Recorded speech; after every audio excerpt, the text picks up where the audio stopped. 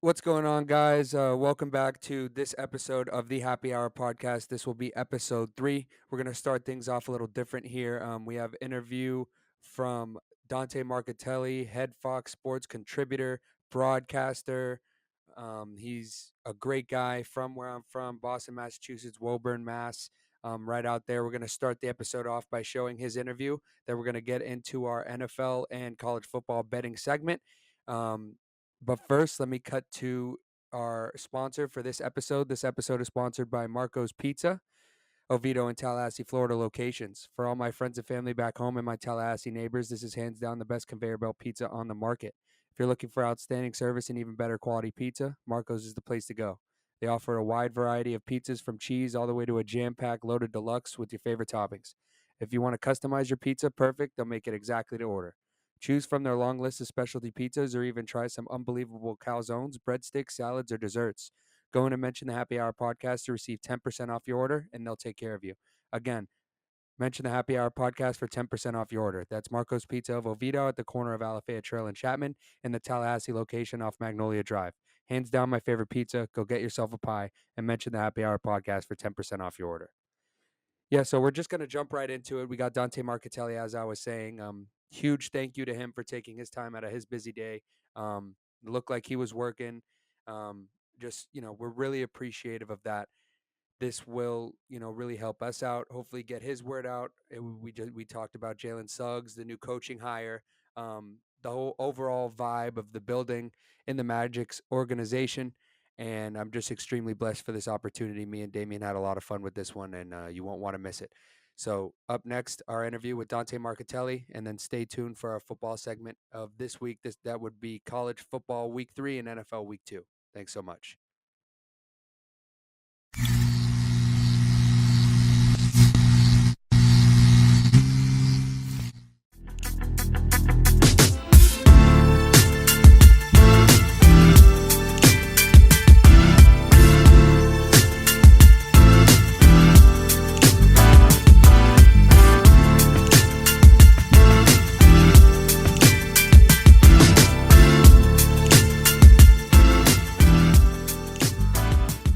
All right, guys, we got Dante Marchitelli, Fox Sports contributor, on the show. Thank you so much for taking your time out of your busy schedule to come and sit down with us. I really appreciate it. Well, it's good to be with you guys. I'm looking forward to this. So this is your own foray. You're starting your own podcast. I'm excited for you guys. Congratulations. Appreciate it. Absolutely. Thank you so much. So, from Woburn, Mass, for those who don't know, what was it like growing up just north of Boston? Oh, it was great. It was great. I was there till I was probably, I would say, 10 or 11, and then we moved to upstate New York. But I would still go back every summer, and then every summer in college, and I'd live with my dad and work there and all that. But growing up so close to Boston, being able to go in moments notice, go see a Red Sox game. I can remember going to Celtics games in the old Boston Garden, sitting there behind the in an obstructed view seats, which your dad would remember, Chris. I mean, Right. you'd actually pay money to sit behind a pole. And Yeah. you couldn't see. They'd sell those obstructed view seats, but it got you in the building. And Yeah. there was nothing like it. Patriots weren't good yet. None of that happened until I moved down to Orlando. All of a sudden, all those teams, Until I All the was teams born. wanted to explode. until you were born, until you know no other way. You know nothing Right. but success. Exactly.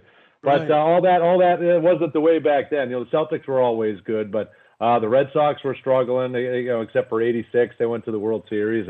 But anyway, it was great. It was a great sports town, and that kind of helped me fall in love with broadcasting. I'd listen to Johnny Most on the radio. He'd do the Celtics Most games. And then Joe Castiglione, who's still doing the games, with Jerry Trupiano, who doesn't do them anymore, but Joe Castiglione still does Red Sox games. He does. And those were two. Absolutely. Yeah, and then Mike Gorman doing the Celtics. So growing up listening to those three legends, I just made me decide I want to be around the game in some capacity. Absolutely. And you touched on it a little bit, growing up a Boston sports fan. I know you're still a Pats fan, but do you still root for the Celtics a little bit on the side? You know what I mean? No, I can't do it. I can't do No. it. But I still cheer for them. You never lose your allegiance to those teams in the '80s, and when I grew up Right. watching them, I mean, it's just such a great connection to those players forever. But it became pretty easy when I got hired as an intern in '98. The Celtics were really bad, And now all of a sudden I got a different team paying my checks here, and I said, Oh, I said, absolutely. Yeah. and it's very Yeah. easy. The transition was very easy, but then I fell in love with the city, fell in love with the organization, and loved being here, and it's been a no-brainer since then. But the first year or two was a tough transition, because you bleed that Celtics green at some point. I still have my eye on them, and I still cheer for them, want them to do well if the Magic aren't involved. But I think the biggest test, though, Right. Chris and Damian, was 2009. The Magic had to play the Celtics to get to the NBA Finals. Yeah, right. And I think, exactly, with Dwight Howard in the Eastern Conference semis, and I was all in. I was curious where my allegiance would be a little bit, but no, I was all in on the Magic, and that was a great run, too. Yeah, speaking of those, old-time 80s Celtics, I saw in an interview that Larry Bird was, kind of your idol back in the day. What was it like seeing him play? He's a legend in the game. Well, it was awesome. And then I got when I got hired as an intern, he was the head coach of the Indiana Pacers. So when the Pacers came to town, I'm thinking, oh my goodness, I'm about to go to Larry Bird. What am I supposed to talk about with this guy? Hey, I came up with a ridiculous question. Gave some ridiculous answer, and I always say you should never want to meet your idols. But listen, that's still a guy that it became a funny interaction. But I'm still in awe every time I see him. I pass him a couple times in hallways at summer leagues. He's always nodded. We've had a couple of small conversations. He was it for me. That was the guy. There was no one better. The way he saw the game, thought the game. Then when you go to see him, and even though the seats that we had were way up, just the way he saw the play develop, and he'd have the over-the-head passes behind the back, and he'd hit Robert Parrish, with these unbelievable passes under the basket. Evan McHale. To see those legendary teams play, that was something special for sure. Definitely. And so I know you graduated from Liberty University in 1998, I believe. What was the journey, post college of just getting into the broadcasting industry? Well, and it's interesting, for me, the route back then was always, I wanted to get into radio. Growing up with, Chris may be familiar with it. Damien, I'm not sure where you're from, but WEEI in Boston, that sports talk radio station, was it. I couldn't wait to listen to that, and I have aspirations working for them. Yeah, exactly. See, right? Exactly. They live and die with every Red Sox win or loss or bad play. We get scrutinized and all that, and that just was fascinating to me. So I just knew I wanted to go into radio in some capacity. So I did that at Liberty. Liberty afforded me the opportunity. I was the sports director there for a little bit, and I got to call baseball games, and I got to call high school football games in Lynchburg, Virginia, and I got to call. I got to be on the air and broadcast and do a show, and that was just incredibly eye-opening. And being from there, I had a strong accent, that's hard to lose. And that was the one thing I learned when I got down here. I'm a radio intern, so it's mostly production, but I had to produce a commercial, and it aired on a local station here in Orlando. And the general manager of that station called my boss and said, "This guy is to never be on our air again, ever." And I was crushed. I was like, here I am. I finally got an internship. I'm headed somewhere. I can maybe realize my dream. And then he just squashed it just like that. And just from the accent?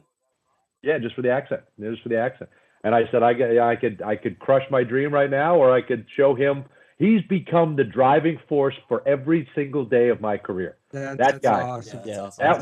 That one interaction. And you can talk to a bunch of people, and I just, they say, the news reporters and anyone from the Midwest, they have the perfect dialect. There's no accent one way. And I just studied it. How do you do your A's and your O's and your R's, all that stuff. It was hard, but I had to dive to restructure the way you think, and even talking and calling to relatives and friends back home, it comes out. The accent's still there. Yeah. It will never go away. You just have to work at it, Yeah, you have to work at it. You have to be cognizant of it. And and so that was the first obstacle and stumbling block. And I said, all right, we're going to get through this. And then we started through with radio, and then it just became about.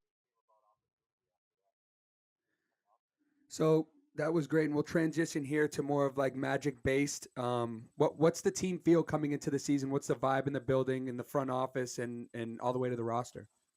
Well, I think the vibe is, wow, how about Jalen Suggs falling to us at 5? I think that was kind of a lot of the excitement, and not that Scotty Barnes would have been. I think he had a lot of potential as well, but I think you went into draft night thinking, okay, the first 4 are pretty well set, and then the draft starts at 5. Whoever the Magic take here.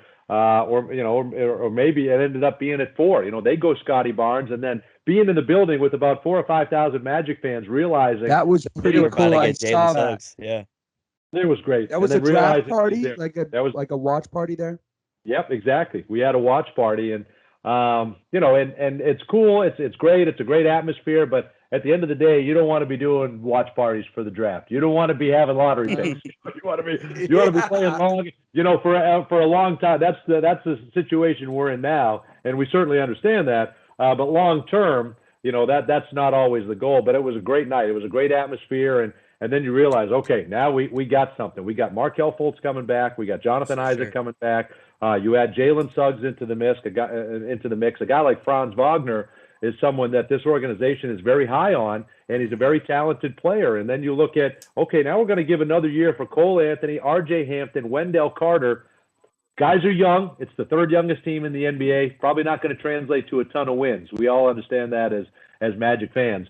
But the foundation is there. And I think very quickly you're going to see that there's something special brewing with this team. Well, I was going to say, touching on that, you got the second-year guy, Cole Anthony, and you got Markelle Fultz. He led the team in assists, 5.4 per game, and free throw percentage as well. How does Jalen Suggs fit into this guard-heavy offense and team? Well, that's a good question, and that's what they're all asking now. It is a guard-heavy team, but I think if there's one thing we know, we had a historic amount of injuries last year. Over 400 games we lost to injury or illness. Mm-hmm. That has not happened. And we only played 72 games, not 82. So that was 10 less than a normal season, and we still had a record amount of injuries. So guys are going to get hurt, unfortunately. It's the nature of the game, so there's going to be opportunity for everybody. But I think the way the game has gone, guys, it's positionless basketball. You just it's up to the coaches now to find a way to make the best players fit. And, Jalen Suggs doesn't have to be pigeonholed into a 1 or a 2. He can be 1 or 2, and R.J. Hampton can play 2 or 3 or 1. You can find ways to get creative and have all these guys on the floor. And it all comes down to who's going to finish the game. Who do you want whose hands do you want the ball in at the end of a basketball game? But there's minutes, there's time, there's games, there's opportunity for everyone to play. And I think you have times where you can go small and you can get a lot of those. I mean, imagine having 3 legitimate ball handlers and playmakers on the floor at one time. That's the way the game is going, and I think this team is going to be able to excel in that. Yeah, speaking on those injuries, like you mentioned, Jonathan Isaac and Mo Bamba got injured last year as well. How are they, transitioning in this offseason with their injury? How are they looking? Well, it sounds good. I mean, we're expecting Mo Bamba to be ready to go. He was out practicing in for training, or not training camp, but for summer league out there in Las Vegas. So he flew out there on his own, didn't have to do that. Was with the team, and that was a great bonding experience. A lot of veterans were out there as well. Then they all went together and took a trip to Charleston, South Carolina. The entire team, another bonding trip. Jameer Nelson used to do those trips with this team back in 2009, and Jonathan Isaac was kind of spearheaded that this time and got the group together. So we're already seeing a bond. We're already seeing this team click off the floor. How does it translate on the floor? And I think Mo getting involved in all those extra opportunities to practice and learn the coaching system, I think is a great sign and shows how much he realizes this is a critical year for him. He's been off the floor a lot because of injuries. And, as a 6th overall pick, this is his chance to show kind of the organization, the fan base, the league, his teammates, what he can do. And I know he's excited about that. And Jonathan Isaac is getting closer every day. I think we're at the point now, guys, where you just don't want any setbacks. Jonathan Isaac has worked so hard to get to this point. Such a great guy. He's put on size. The knee is getting stronger each and every day. And we're hopeful that we're going to have, at some point, training camp or shortly thereafter, that we'll be able to have Jonathan Isaac and Markelle Fultz back. I remember the beginning of sorry, Chris. But I remember in the beginning of the season last year when Jonathan Isaac was playing, he was looking like an all-star caliber player before he got hurt. And he was averaging 20. I remember I had him in fantasy basketball. He was hooping. There was a time in the bubble where we brought Jonathan Isaac, Markelle Fultz, and I forget who else, maybe Kim Birch or something like that. We brought 3 guys off the bench where they just came in and dominated 2 straight games in a row. I mean, just dominated. Isaac he put up insane numbers. He had like 15 points, 10 rebounds in 10 minutes or something like that. He just went nuts. And there was a point where we said, wow, we could be the surprise team of the bubble. Like we could be the team that everybody's talking about. And then that devastating injury, to him there in the bubble. And anyway, your point is valid. He had emerged as already one of the best defensive players in the game.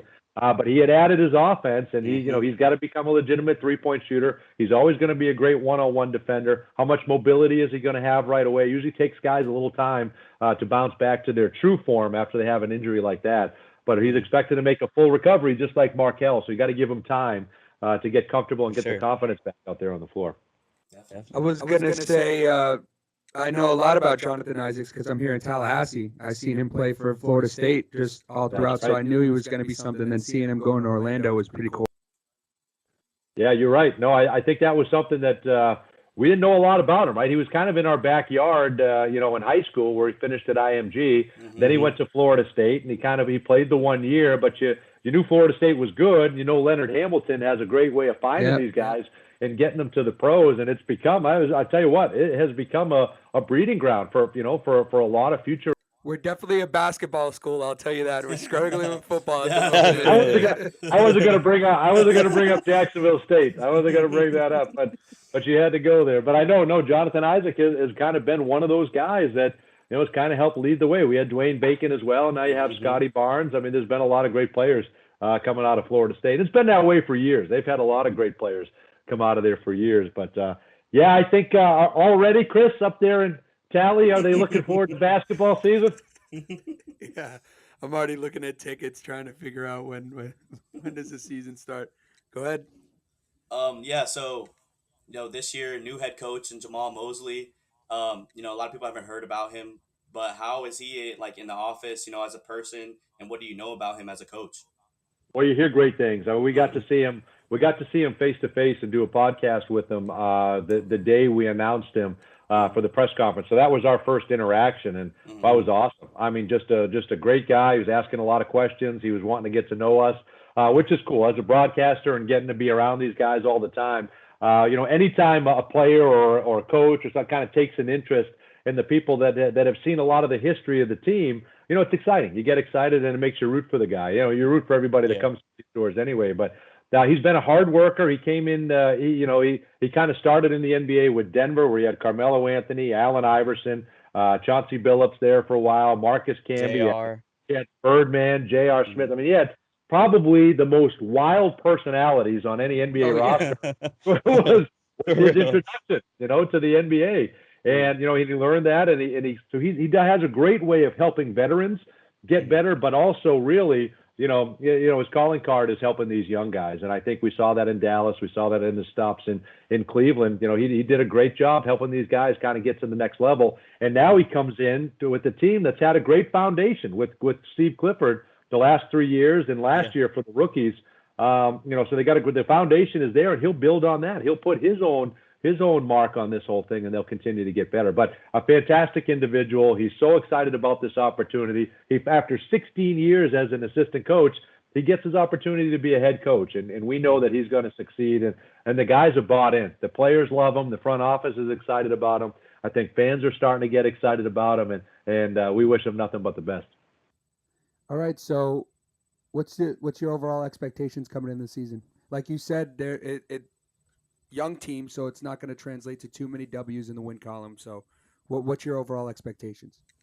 Well, I think it's a team that's, they're at the end of I think they're going to be in a lot of games, and I think they're going to surprise a lot of teams because they're going to run. They're young. They've got depth. They got to let these guys play so they can push the pace. They can push the tempo. They can create a lot of offense in transition. So I think they're going to be in games. But with the young team guys, who do you go to at the end of the game? I think Gary Harris is a veteran. You give him the basketball. Jalen Suggs, how quickly. Terrence Ross is a guy that can make shots. So you've got guys that can do it, but on a consistent level to win games when it counts. These guys haven't been through that yet, a lot of these young guys. So I think you're going to find that there's going to be an unbelievably exciting brand of basketball where you're going to say, wow, I see what's happening here. I want to be a part of this. There's going to be a lot of excitement. You're going to have some alley-oops some nights. You're going to have some transition baskets. You're going to have stretches where a guy gets hot, knocks down 2 or 3 threes in a row. You're going to have great defensive nights. I think you're going to see what this team is about very early, and I think it's going to be very exciting to be a part of.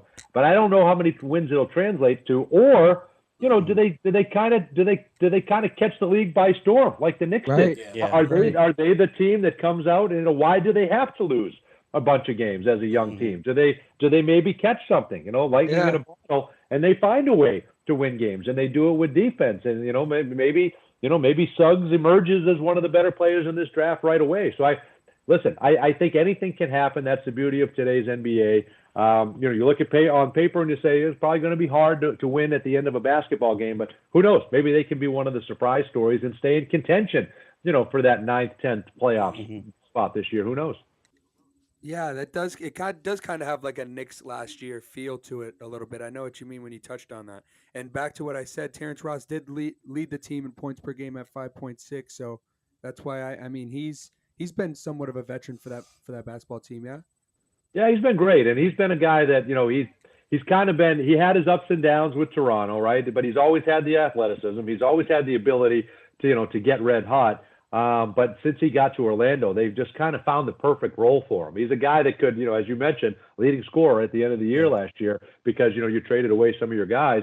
But he's always been a guy that's been able to come in and knock down shots. But they found the perfect role for him. Come in, instant offense off the bench, and who knows what that role looks like this year? Could he be that guy again? Do you start him at some point this year to give you a better start to the basketball games? But could there be some games where he doesn't play? Because you're just going to roll with the young guys at times. So I think his role has to be figured out. But listen, he's going to be your best scorer on the team, and I think you're going to find a way to use him, and he's a terrific asset. But yeah, he's been a great guy, and we've had a lot of fun with the Human Torch nickname because he's a guy that can come in, get red hot.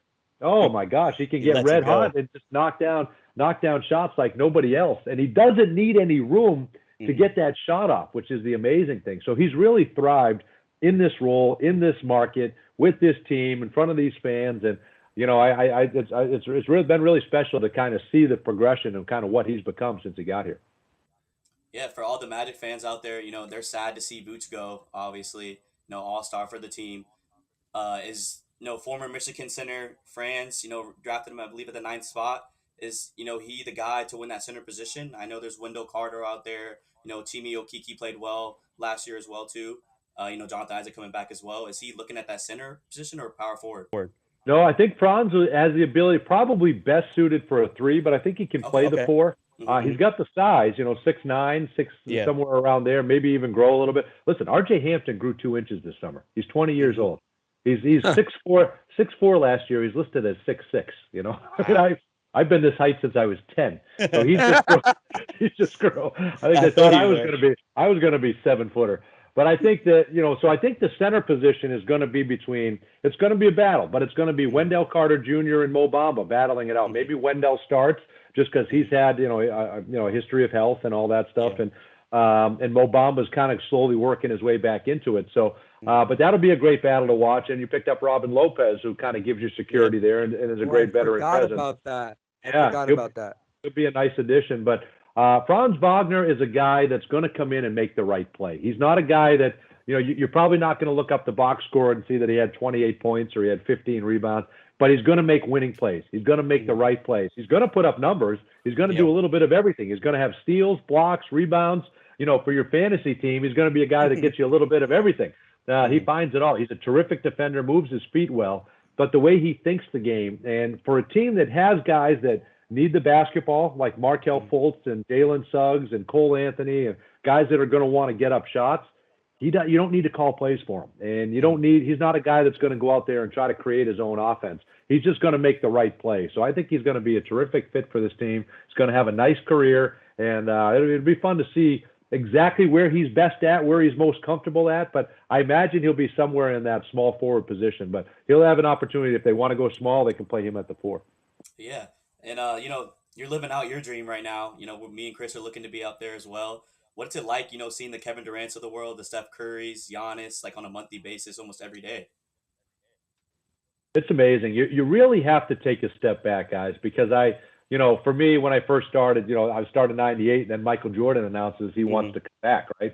So everybody talks about him and laughs about him with the Wizards. We still put up 20 points a game, at the end of his career, and got that team to the playoffs. And him coming back, him coming back allowed me to be able to cover him. And so I have no problem with his comeback. But you do when you see fans that are sitting up. We see these guys every day, and it's awesome. I try to never lose sight of the fact that It's an unbelievable thing that we get to do, to be around these guys, to tell this story, to watch what I think is the best sport, out there in the world, and to have it played at the highest level, which is the NBA, and to get to work for one of the 30 teams in that is just an unbelievable blessing. And that's what I hope I try to portray every night that I go on the air, is that I realize fully that I have no right being here, that it is an unbelievable privilege to get to do this. And that's what I try to hope portray, because I have a blast every night. And then you look at it, but you can get, okay, this night we have the Warriors, this night we have this night we have this. You can get caught up in it and say, okay, it can become a job. You have to do an interview, you have to do this and that, but you really do have to get some perspective and pull yourself back and say, that was pretty cool. We got to talk to Kobe Bryant, we got to talk to Michael Jordan, LeBron James, Kevin Garnett, Paul Pierce, all the greats that have come through, and you get to tell those stories, and you get to see them on and off the floor. And that's really been the most fun part for me, is getting to know these guys off the floor and having the interactions that we've had with all of them over the years. That's just been a blast, and trying to bring that side of them out to the fans, because fans don't get to see that. We don't get to see them joking around on the airplane. They don't get to see Dwight Howard doing impersonations on the airplane over the MC. They don't get to see all that stuff. They're trying to have. You get to see a lot more of it now with social media, but trying to tell those stories and getting to see that side of guys has been a lot of fun. Absolutely. And I'm going to jump right into this question, and I just want your honest opinion. Who's the best basketball player ever? Best basketball player ever is Michael Jordan, to me. In my opinion, I don't – you can make a case for LeBron. Thank you. Yeah, we've talked about this, on the air a lot on Valley Sports Florida, because he's going to get knocked because of the finals that he lost, but he brought teams to the finals that had no right being in the finals, and he did that all on his own. So I think he's the most dominant at his position for sure, because you just there's no stopping the guy and physical, attributes and all that. But there was something about Michael. Michael wanted to rip your heart out each and every night, and he did it. And he never lost in the finals. He always found a way to do it. And I just think there's something about him. He had Scottie Pippen, he had some greats, he had some Hall of Famers that played with him, no question about it. But there was just something about the aura of MJ for me that makes him the greatest of all time. And if he doesn't take 2 years off, in my opinion, there's 2 more trophies that he would have that he'd hang on the mantelpiece as well. So he could be. They didn't get rid of Phil. 8-time champion. They don't get rid of Phil. They bring him back. Who knows what could have happened? But what he did in his time on the floor, there was just no stopping him. And I'm a guy that loves that mentality. Now, listen, LeBron wants to win at all costs too. But that mentality of, I don't like you, I want to end you during this 48 minutes. I love that, because that's what Larry did. That's what Kobe did. That's what Kevin Garnett wanted to do. You're seeing that with guys in this league as well. I just love that mentality. Who do you guys? Are you guys? Yeah. Are we all assuming it's between Michael and Larry? And LeBron. I'm sorry. Larry too. There, Larry Bird. He's more. He's more of a LeBron, I'm a LeBron guy. LeBron was my idol fan. when I was growing up, so he pushed me to play basketball. I played, D1 JUCO my first year, basketball. Miami Heat fan as well. Yeah, I'm a Heat fan as well. So LeBron is always my guy. So who's? Listen, he's what, 20, maybe 3,000 points away from Kareem. So maybe in 3 years he's going to be the all-time leading scorer. He's got 4 rings. He's probably going to add another one before he's done. I mean, he's going to have all the accolades. Yeah, you can certainly make that case. And listen, he teamed up with 2 Hall of Famers down there in Miami. But other than that, has he always played, with Hall of Famers? I know he won with Kyrie Irving and Kevin Love, there in Cleveland. I think what he's done, I think he's gotten more maybe out of the guys that he's played with. That's for sure. No, you mentioned he took teams that had no business being in the finals to the finals, which is it's a good. But who do you think? So you think he's the best player in the league right now? Oh, no question. I think he will, and I think he should. To me, I think LeBron James should win MVP every single year that he plays, because that is the MVP. You take that guy off any team. Look, the team that went to the NBA Finals, the team that went to the NBA Finals in Cleveland, you take him off. Bottom of the barrel. The exact same team is the worst team in the league. Yeah. He makes them that good. He's so cerebral, the way he thinks the game. And listen, he gets a bad rap for some reason, and people love to, people love to get on him and they love to ride him for whatever reason. That guy Yes, has that's them done right there. nothing. He's done nothing wrong off the court. He has been an unbelievable. He's a great dad. He's a great husband by all accounts. He's a great businessman. He does everything the right way. He loves him some LeBron. There's no question about that. And I think he gets a lot of flack for that. He knows how good he is. He has no problem absolutely. saying that. But so did Kobe. So did Michael. Yeah. So the greats feel that way. And I don't hold that against him. To me, he's the best in the game. You literally, when he's motivated and he wants to, there's nothing you can do with that, man. Nothing you can do. If basketball is your dream, is all my dream as well. If you weren't into basketball, what would you think you'd be doing right now? Boy, that's a great question. My degree was actually, they didn't have a broadcasting major at Liberty.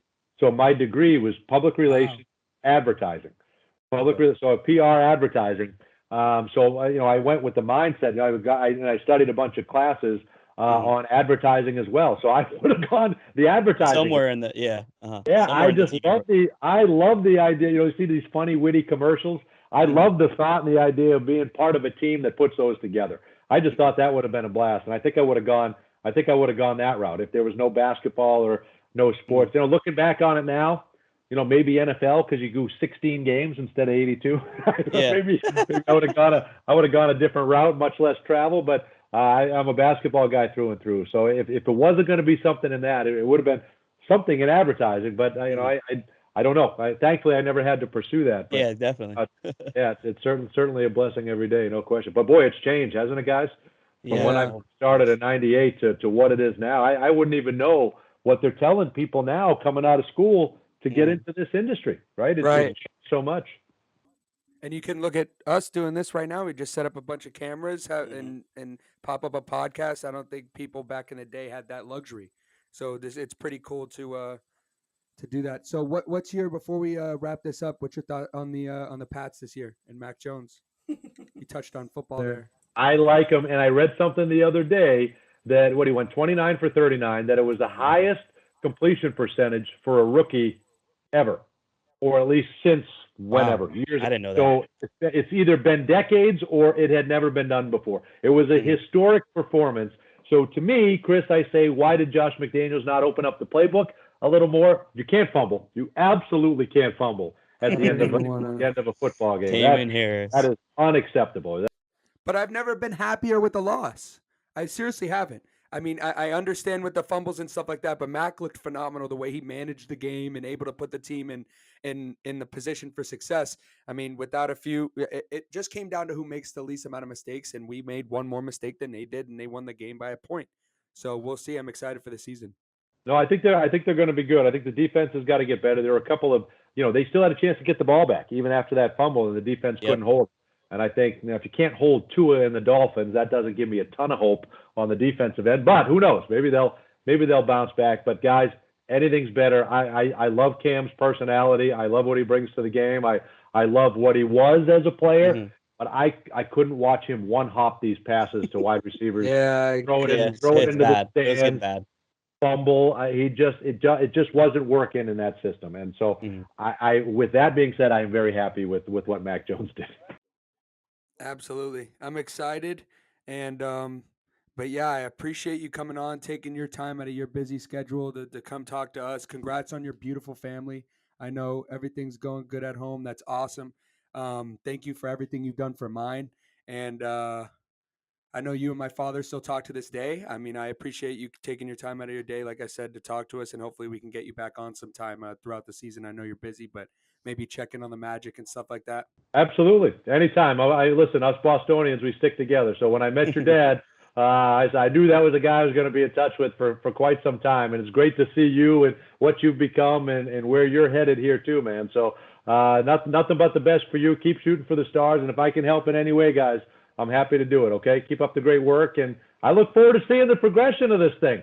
There's the best part about the industry now is you can make it up as you go. You can chart your own course. And I hope you guys continue to do that. So best of luck, and we'll be in touch. Thank you. I appreciate you meeting. It was nice meeting you as well. I appreciate everything. Thank you. Thank you. Good luck during the season, man.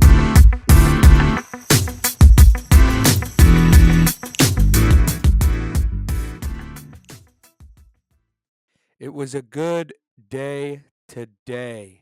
Episode 3 of the Happy Hour podcast. I'm Martini. That's Damian Marquez, and we're excited to get into this one.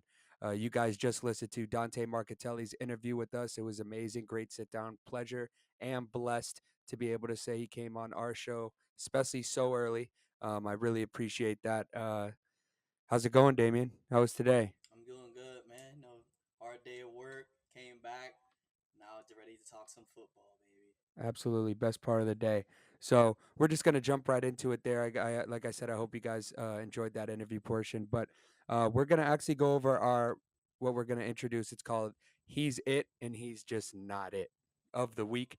We're gonna give four total, so two for each. One not it, one he's it for NFL and college football. Go ahead, Damien. Who's your college football not it? All right, so just to clarify, for everyone who doesn't know us or who do know us, me and Chris just love to make up, names for things. So for, not it, you're not good. Something bad happened. And if you're it, you did something very well, a big game, one big play or anything like that. So for college football, week 2, my not it has to be FSU. It really Shocker. has to be. I mean, just out of everyone who saw the game, if you want me to put a specific player, Mackenzie Milton and Travis, they played awfully. I think maybe like 170 yards total between the both of them. Lost to an FCS school, FSU, humongous school, always good ACC team, and you're losing to FCS school. Come on, man. You're just not it for this week. Hopefully you can bounce back, but you'll hear about that later because they're on one of my picks. Yeah, we can just go. I'm just gonna jump. My not it's Florida State as well. So let's just get it out of the way. They're trash. They're garbage. On to next season. For the rest of the season, I'm just gonna fade them. I don't care. There's this one game. I mean, every year. Last year, I think 2 years ago or whatever, it was UNC. When we played them, I think we won outright. Not only covered the spread, so that was huge for me. Nobody took that game. I took that game. I was out. I was at Pots. I was drunk. I was letting everybody hear it. But I don't think they'll be that game of this year. So we'll move on from Florida State. They're my not it. They're just not it. Whole organization. Yeah, so for the it, I had this pick on one of my, my locks, but it was just one of my top 5 picks. It was the over in the Oregon Ohio State game, and I have Oregon as my it. Just as a whole, they missed their 2-star defensive players in Thibodeau, who is a top 5 pick in this year's coming up draft. DN, they're missing their starting cornerback as well, and they just they kind of single handedly beat Ohio State pretty easily. Ohio State, a top 3 team in the nation. They lost. Oregon hasn't had a big win like that in a couple years now. Oregon was always a top 5 team in the league. I mean, in the nation for them. So kudos to them. They are my it for this week. Got the dub over Ohio State. That's a big win for them. Their program's going into the right direction for sure. Absolutely. I agree. I like that take. My college football it of the week. He went off. He's it. Try to keep it player based, but like Damien said, if there's a team that just shows out, especially as an underdog, I like that. Calvin Austin the third, wide receiver out of Memphis. He had 6 receptions, 239 yards, and 3 touchdowns. That's a So that Madden stat. on 6 receptions, that's averaging 40 yards per catch. 3.95, something like that. So he's my it of the week. He went off. You guys can look at his highlights. I believe they played Arkansas Who did? State. I could be Oh yeah, wrong. I was about to say. And I can't remember who they played. yeah, no, he's it. He had an unbelievable performance, and to rack up those type of 3 touchdowns on and 239 yards on 6 catches. Like I said, That's a Madden game. Yeah, that's a Madden game. So that's my it. I like that. Got any? We're gonna move on to NFL. What's your not it for NFL? My not it for NFL is Urban Meyer. Having that, what's the word? I couldn't even understand the word for it. It's just like they were so overhyped. Urban Meyer coming in, historic, one of the best coaches of college football history, coming in gets Trevor Lawrence, number 1 overall pick. Gets Travis Etienne. He obviously got hurt. They had some I good bought draft into it. picks. I took the Yeah, minus I three. also did too. I liked your pick. I actually bet it and lost. So, yeah, they're just not. Urban Meyer's my not it. They lost to one of Against the Houston. Yeah. projected less like one of the worst teams in the league, projected wise, and they got smacked. I'm not gonna blame the loss on Trevor Lawrence. I'm not gonna blame the loss on the defense. I'm blaming the loss on the coach. They didn't have them prepared. You know, probably just talking their ear off. And then I hear reports that he might resign and go to USC, and just you're not it, After Urban week Meyer. one. And I don't like him. We talked about it last week, scumbag. Yeah, I'm not a fan. I do We're, like the we're Jags though. I am Urban a Trevor Meyer Lawrence haters fan. on this side over here at the Happy Hour pod. Yeah, Screw Urban. not it. My NFL not What it. about you? I was there. I watched it with my face, so I'm just gonna. Aaron Rodgers, you're not it, buddy. Your whole look. Maybe we could pop up a graphic of his like his post press conference, like what he looked like. He looked like he was addicted to drugs. The guy, I don't know what Yeah, was he looks going like a on, but raccoon. throwing up Hail Mary freaking interceptions, threw an interception behind Devontae Adams when he was wide open. Just not it. So for the it's of the week, I mean, if you know me, you already know who it's gonna be. It's famous Jameis, baby. No Five brainer. tutties, 150 yards, second highest passing rating in the league, leading the lead in touchdowns thrown. Just like you said, single-handedly, just absolutely destroyed the Packers. NFC champion. I mean, went to the NFC Championship last year. Obviously lost to the Bucks, but they were one of the favorites to go to the NFC Championship again this year. And we didn't even put up a point on us. It's a touchdown, 3 points. That's it. Jameis, you're my it this week. Keep it going, baby. We're riding with you. We believe in you. Let's get it, baby. I have to say I believe in him too now. So my it for the NFL was Amari Cooper. 13 receptions, Great. 139 yards, and 2 touchdowns. Averaged Nice pick. 10 receiving yards per catch almost. So, no, he did at 13 receptions, 139 yards. Yeah, Mm-hmm. 10.7 yards per touch. So I just got to keep it short. Amari Cooper there. He had a great game. I also took the under, which was one of the squarest picks of the century. So yeah, Amari Cooper. So now we're Don't gonna let go him know ahead we're and happy with his fantasy. yeah, absolutely. He's the guy. Oh, speaking of fantasy, great segue here. Before we get into our college Yeah. football picks, me and Damien actually play each other head to head this week in one of our leagues. You wanna let them know how that's going for you? I know everyone who has Antonio Gibson is, just freaking out right now, and I'm one of those people. I have Gibson. He had Terry McLaurin. Terry McLaurin has the best game of his life. Antonio Gibson has one of the worst games. But I mean, unlike you, he I'm didn't not even, ready to yeah, he sell didn't him even, yet. yeah, he didn't really play that bad. He just didn't have the opportunities. J.D. McKissick almost out-touched him. Yeah, I don't know what the hell that And was about.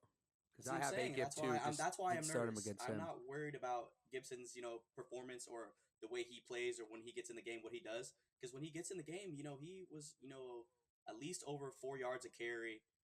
I think it was 4.2 yards a carry, so that's not bad. That's a first down every three downs. So I mean, Gibson, you're not it, but You still have a long what way to to tell go. you? Yeah, I think it's like 22-7 or yeah, but I'm projected to lose. 22-11. I think it's 40%. So we'll keep you updated Yeah, on that. 40%. But so let's jump right into it. College football picks. Um, you can go ahead and go first with your five best bets of college football this week.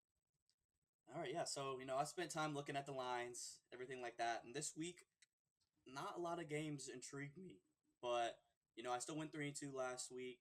I'm looking to going 4-1 in each of my NFL and college football picks. So I'll start it off for you. The biggest game of the week: Florida versus Alabama. I have the over 60 points. All right, I'm gonna say I me too. believe. Me All right. too. It just I that got was them one at of them that 58 and a scared me. half Okay, I mean, I'm I'm pretty confident in either. But when did you take that bet? Because I might yesterday. look today. Yesterday. Yesterday. Okay. So now it's at I 60. For mean, those listening, it's probably higher. But we can that's just fine. go ahead I and was trying to fill it do it for in. people Fill it now. in. I'll Yeah. give you a Yeah. I fade was. since I took it. He Yeah. took them at minus, or he took the over at 58 and a half. I don't want to say you gave it at 60. If we're Yeah. gonna go in That's fine. together, then Yeah. all right, 58 and a half. Yeah. That's fine. Definitely. Just for the people that are listening tomorrow, I'd if you say, do yeah, want to I'd put a still pick, I take it still believe 60. in it of 60 Yeah, points. I'd I still say. mean, I think it's going to be a shootout. Alabama definitely has the top defense in the league always, but Florida, Alabama, that's going to be a shootout in the swamp. So that'll be a good game. So I have the next one. I have Baylor versus Kansas over 49 points. My last week, I had Georgia UAB over 47.5 points. I like the teams that who can score those 49.5 or 50 points by themselves. Baylor is one of those teams in this game. Kansas is, a Big 12 team that's bottom of the barrel. They might put, 14 points up. They're a little better this year, but I really do believe Baylor can put 50 plus on them. And if the line is 49, I'm taking it. So that's another over. I haven't lost an over yet this year, so I'm still riding with the overs, and I got one more for you. But we'll skip that. And like how I said about the FSU game, you hear about it later. Here it's coming now. I got Wake Forest money line over FSU at minus 190. It is minus 190 today. I'm sure early in the week it was earlier, but for today, that's not a bad odd at all. Anything over minus 200, you got to put some money down. But minus 190, that's a good take. The spread was minus 5.5. Wake Forest. Wake Forest is 20-9. See, we must They be are off on not. the lines then, just because I looked at them I mean, yesterday. each book is different. Yeah. So, and it's gonna be a point and a half difference, which is I'm okay with. But Wake Forest is 9-20 against FSU all time, but have won the last two. So I do believe they will win this one again with Florida State. With that devastating loss, now they're going into Wake Forest. It's gonna be a tough one for them. Another tough week for FSU fans. I'm sorry, buddy. Then I'm riding with my Doesn't upset boys. me anymore. Yeah, I'm riding with my boys again, Georgia. We play South Carolina this week, and this was the line I told you. You're just going to be very surprised. The over is 47 points. It's 47 points What? today. Yes, go look at it right now. It's 47 points. It might be 47.5 by now, but it's 47 points. Against who? Like I said, South Carolina. But I have done some research, and in the last 7 games, the under has hit Yeah, 5 you out of the guys last have the 7. best defense in the country. We went over this. I understand this, but I said I like those teams that can score those 40 plus by themselves. We're going to score 40 again. You think It's going to so? happen. No, I know so. Yeah, because South your boys, Carolina's that was your lock of the week last week, and they struggled. They South struggled Carolina. to cover that. Yeah. The only thing South Carolina has going for them is their run game. Last week they put over 300 yards rushing against ECU. So they do have a good run game, but we have one of the best D tackles and D ends in college football. So it's going to be tough for them to score. But I mean, regardless if they score 7-14, it's going over. 47 points is nothing for Georgia. Like I said, we put that up in the first half last week. So obviously a harder opponent, SEC matchup in Athens. I mean, I got it. I gotta go with them. It's my boys. All right, time for the And lock.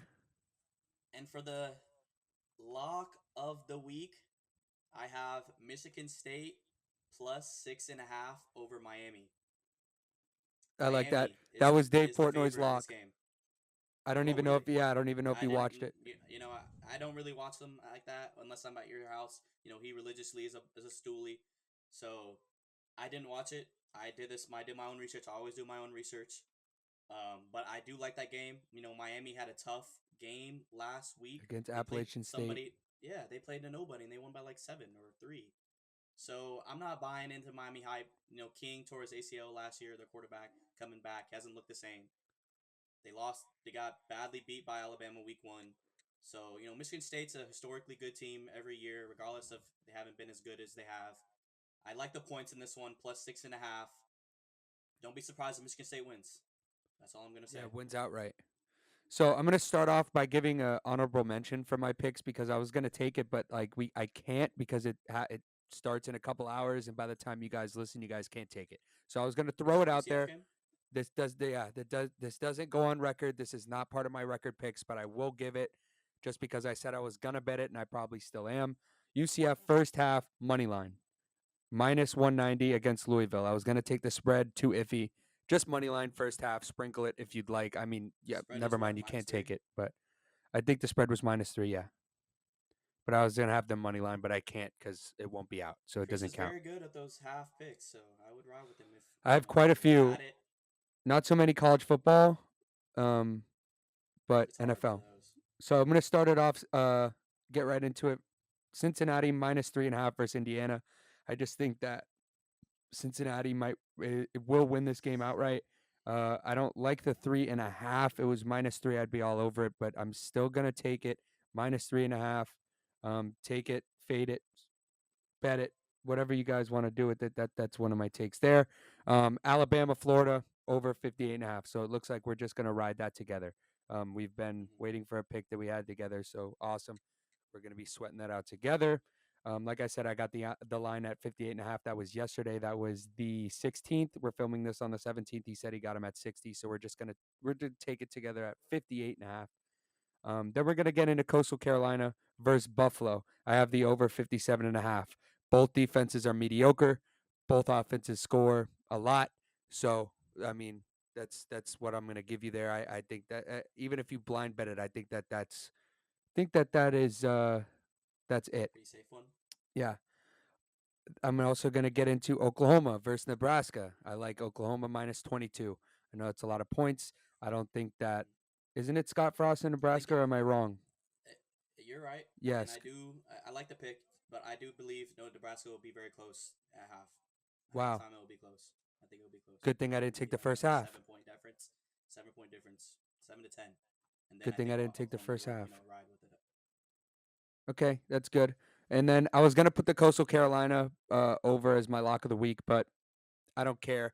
I have more personal draw to this game. I'm gonna take Wake Forest first half -3 over Florida State as my lock of the week. Florida State's just I don't know what else to say. Just breaking my heart left and right. You So you said know what? ride it. I'm gonna get you back, Florida State. I'm gonna bet against you. How's that? How's that grab you? -3, Wake Forest, first half, lock of the week. Take it, marinate it. Don't fade it. Don't even think twice. Just bet it. I'm telling you right now, it's coming from a Florida State fan. I'm telling you right now. I'm telling you right now. I'm telling you right now. -3.5 first half. Some honorable mentions too. I'm just going to throw out real quick. I also liked Fresno State +11 against UCLA. I like I, that one. I That was really couldn't. close. I couldn't. That's a good pick. That is a good pick. I really like that pick. You know what? I'm going to add them. Screw it. Take Oklahoma off. Oklahoma -2 off. Live change. I'm going with my gut here. I do really like that. Portnoy was really, really, really high on that, and he's the UCLA I guy. like the He pick. gives his quote. He goes, "I know UCLA before UCLA knows UCLA," and he likes Fresno State +11. I'm gonna take it. It's still a lot of Scratch the points. Oklahoma. They can still lose. Scratch the Oklahoma pick. I'm not going to take them -22. That's a lot of points. I'm going to fill that in there with Fresno State +11 versus UCLA. And then I also liked Washington State first half +4.5 against USC.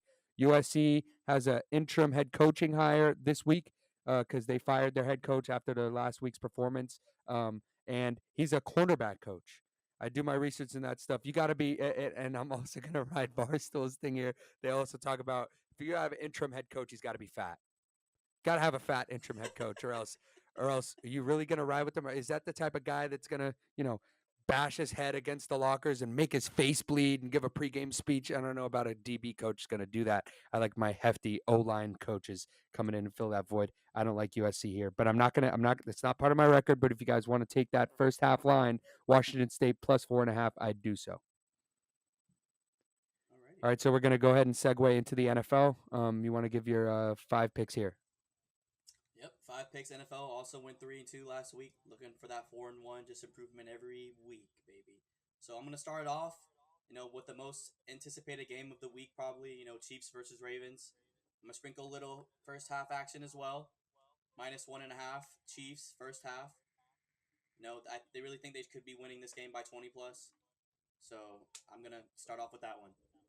What do you Then have I to say go. about people who say that the Chiefs are a second half team and they struggle first half? They wouldn't be wrong.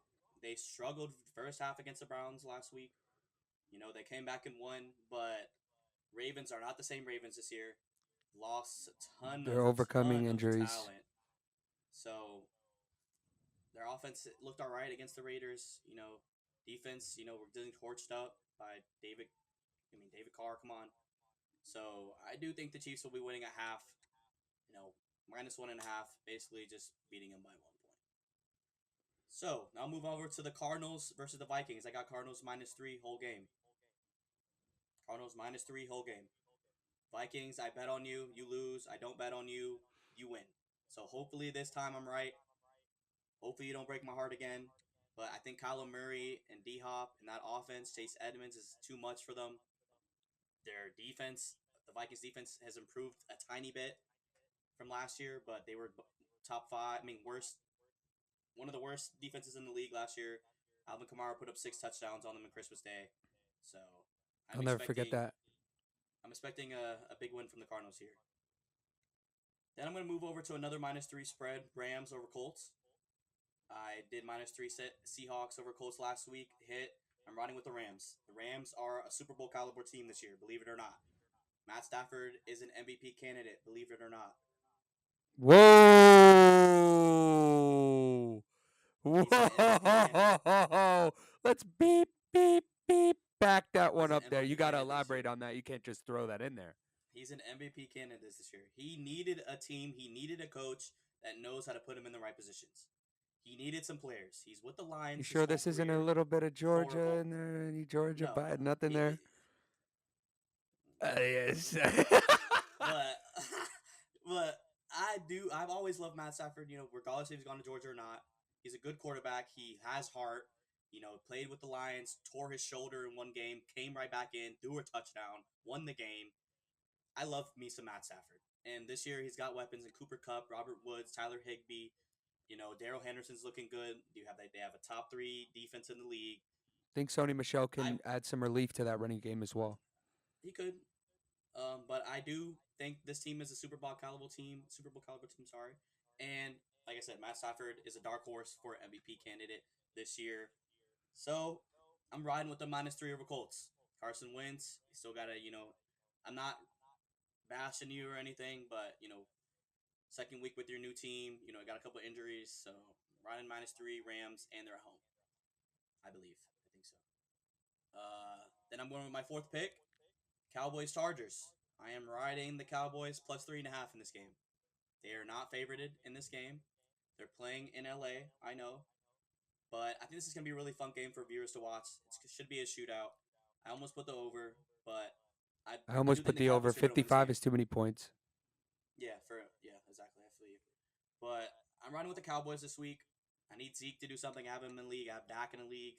So I'm riding with you guys. I do think that that plus 155 money line could hit as well. But I did just run with a 3.5 versus the Chargers. They can still lose by 3, and we lock it For in. all the Zeke fantasy owners out there, do you think they'll have a more productive passing game or running game in that W?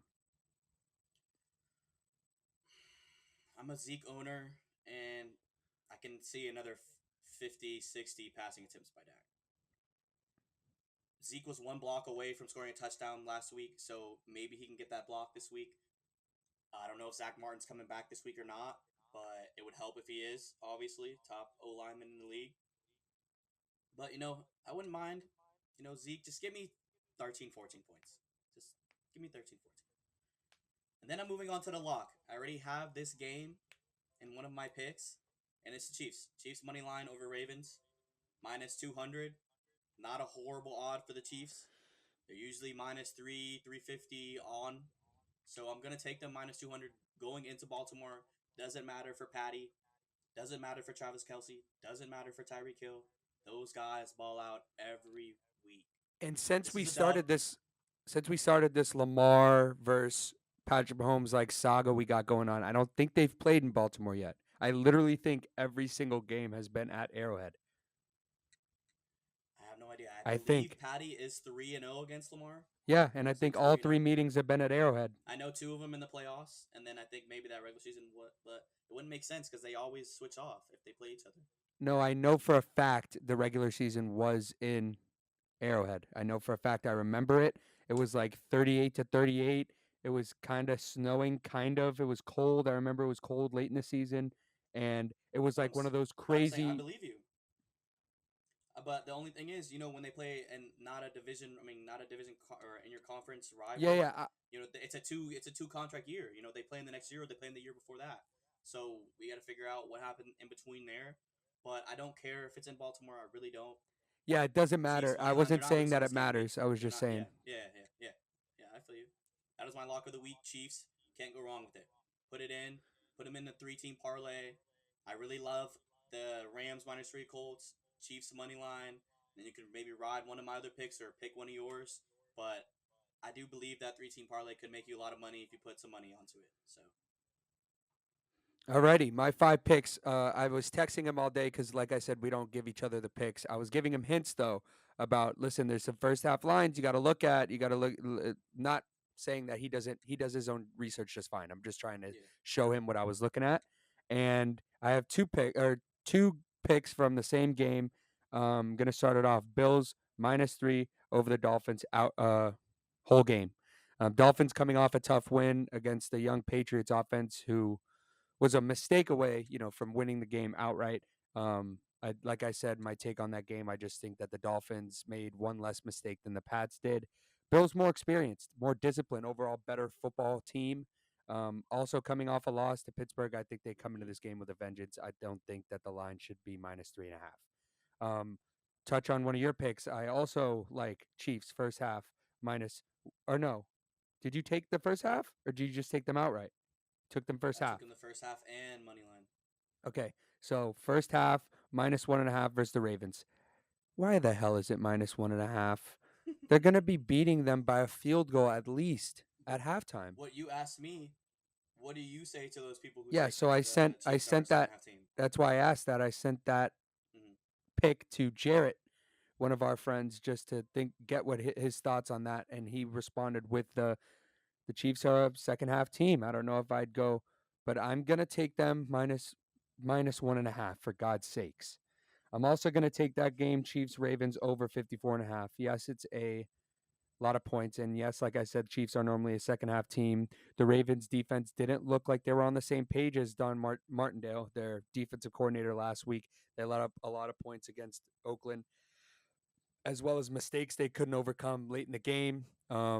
Raiders ended up winning that game. So I don't know. I just like them -1.5 first half, and I like the over. I just think the Ravens defense have to overcome a lot of injuries, and the Chiefs do what they do. So over. You didn't even realize what you said, did you? Oakland. Hmm. Good catch. Las Vegas. We It's my just second went there, city. buddy. Come It's my on. second city. I should be updated. I Yeah, come saw on now. saw that stadium, bro. Unreal. Beautiful Like and real. so cool to see. It was literally right outside one of our hotel windows. I got to see every Hmm. morning waking up. It was really cool. The You Death guys got to get Star. out to Las Vegas to see that. Um, I'm also going to take the Bucks versus the Falcons over 52. And the reason for it, there's That's a no great pick. statistical reason. There's really no statistical reason other than last week I took the Bucks under, and I feel like a square. So I'm gonna take a step back, reevaluate myself, apologize for my actions. Always taking over. You're a square if you take an under, unless it's an absolute under like the Navy Air Force game was last week. That was a certified under. But unless you have a valid excuse, don't ever take an under. I'm taking an over here just to simply make up for my square pick last week. I apologize. Never happen again. Over 52. Bucks versus Falcons. Um, then my lock of the week. I'm going to go back to the Bills game here. I am the first half guru. The line should not be this. It should not be this. This is free money. Free money. I'm winning this lock. I don't care. I don't care. I don't care. I have something to Is it prove. a minus a I half or have. a half? It is -2.5 first half. Bills.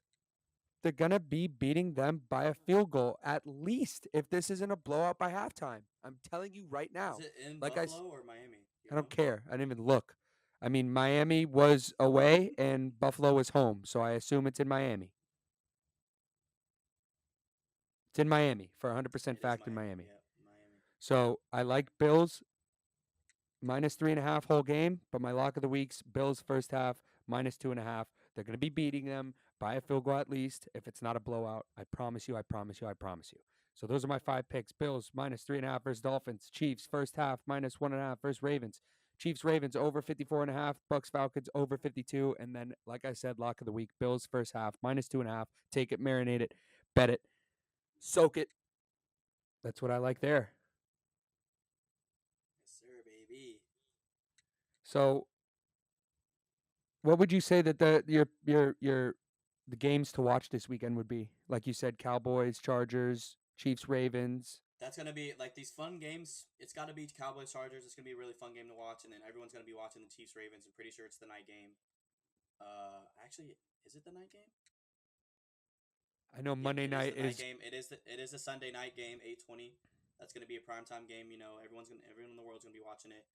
And then college football, obviously, you're gonna be watching. UF versus Alabama. You're just gonna have to. If you love football, you have to watch it.